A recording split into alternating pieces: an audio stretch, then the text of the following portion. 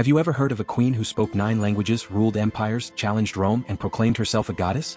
No, this isn't legend, it's history. It's Cleopatra. In this video, I'll tell you her story like you've never heard it before, through wars, love affairs, intrigues, and sacred rites. Forget the Hollywood cliches. Cleopatra was not just a seductive beauty, she was a strategist, a scientist, a queen devoted to the gods and to her people. A woman who, in a world ruled by men, dared to govern as an equal, and at times as their superior.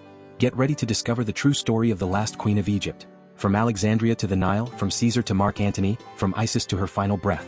This is the story of Cleopatra VII Philopator, the woman who refused to be a slave, and chose to die a queen. Cleopatra VII Philopator, the last ruler of Ptolemaic Egypt, was far more than a face on a mosaic or a name evoked in Shakespearean drama. She was an educated, determined, charismatic woman, capable of ruling, seducing, negotiating, and fighting. The last descendant of the Greco-Macedonian Ptolemaic dynasty, she reigned during a time of crisis and transition, managing to keep her kingdom independent for nearly 20 years, despite Roman ambitions and internal unrest. Born in 69 BCE in Alexandria, Egypt, a hub of Hellenistic culture and ancient knowledge, Cleopatra was raised among scholars, astronomers, doctors, and philosophers. The Library of Alexandria, one of the intellectual wonders of the ancient world, was the city's beating heart, housing millennia of knowledge. Unlike her predecessors, Cleopatra studied not only Greek but also the Egyptian language, a revolutionary gesture that strengthened her bond with the people. She was multilingual. According to Plutarch, she spoke at least 9 languages including Hebrew, Aramaic, Arabic, Persian, and Latin. But her youth was marked by dynastic tensions. Her father, Ptolemy XII, ruled amid scandals and weakness, was ousted, and later reinstated with Roman help. Cleopatra watched and learned, power was unstable, the throne could crumble overnight. Upon her father's death in 51 BCE, she became queen at the age of 18, co-ruling with her younger brother, Ptolemy XIII, whom she married according to Ptolemaic tradition. But relations between the two quickly deteriorated. Due to conflicts with her brother and court factions, Cleopatra was expelled from Alexandria. But the young queen was not ready to surrender power.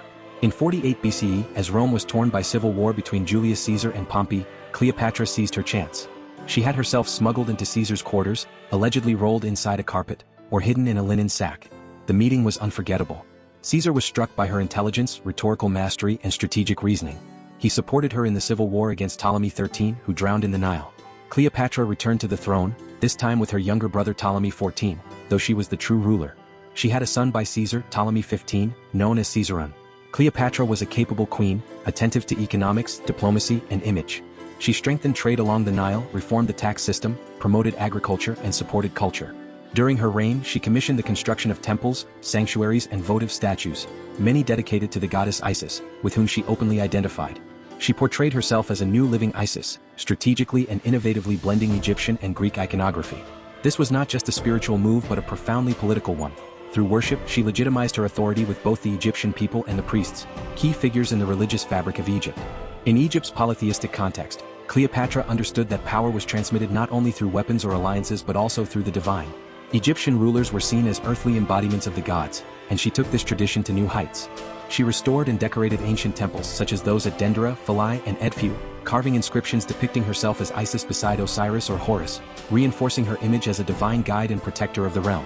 She actively participated in religious rites and publicly appeared dressed as a priestess, fully embracing her role as the devoted queen. When she traveled to Rome in 46 BCE, Cleopatra was hosted in Caesar's villa in Trastevere.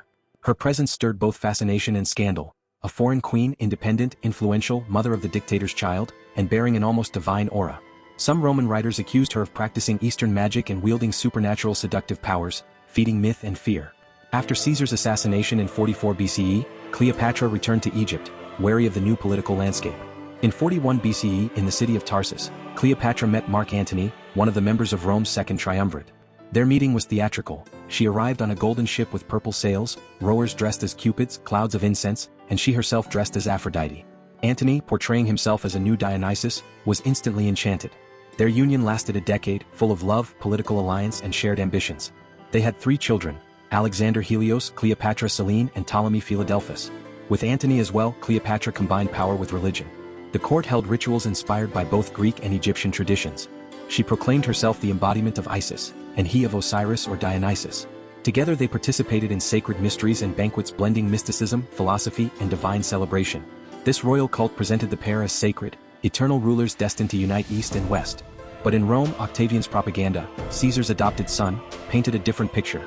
Cleopatra was portrayed as an Eastern sorceress, a lustful queen who had corrupted Antony.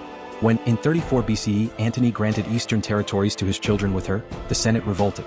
The conflict escalated into the Battle of Actium, on September 2, 31 BCE. Cleopatra's ships, though powerful, were defeated by Octavian's agile and well-coordinated fleet. In a moment of crisis, Cleopatra ordered retreat.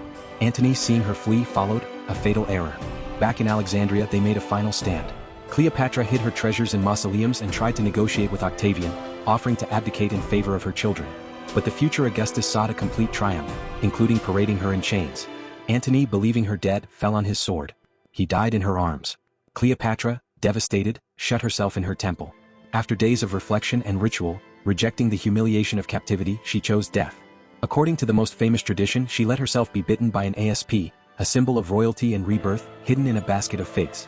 The serpent, sacred to Isis, represented not only death but the soul's transformation. Other sources suggest she used a poison made of opium, hemlock and aconite, applied with a golden pin. She died on August 12, 30 BCE at 39 years old. She was buried beside Antony, in a sacred tomb never identified. Young Caesarion was captured and executed on Octavian's orders. Egypt lost its independence, becoming a Roman province. The Ptolemaic dynasty vanished forever. Cleopatra was not conventionally beautiful. Coins of the time show her with strong features, a prominent nose and a high forehead. But she had intellectual allure, a magnetic voice and sharp intelligence. She reportedly used exotic perfumes like Kifi, bathed in donkey milk, and knew the secrets of medicinal herbs. She studied the stars, alchemy and mystery rituals. Her image inspired writers, philosophers, painters and filmmakers for centuries. She was depicted as enchantress, witch, goddess, lover and queen. In truth, she was all of these, and more. Cleopatra was not just an icon of desire or a tragic figure. She was a ruler who understood the power of worship and used it to fortify her reign. She was devout and calculating, visionary and pragmatic. In her East and West, politics and religion, humanity and divinity merged into a unique, unrepeatable figure. She died a queen just as she lived, master of her fate. And even today, more than 2,000 years later, her name still evokes beauty, mystery, courage and intelligence.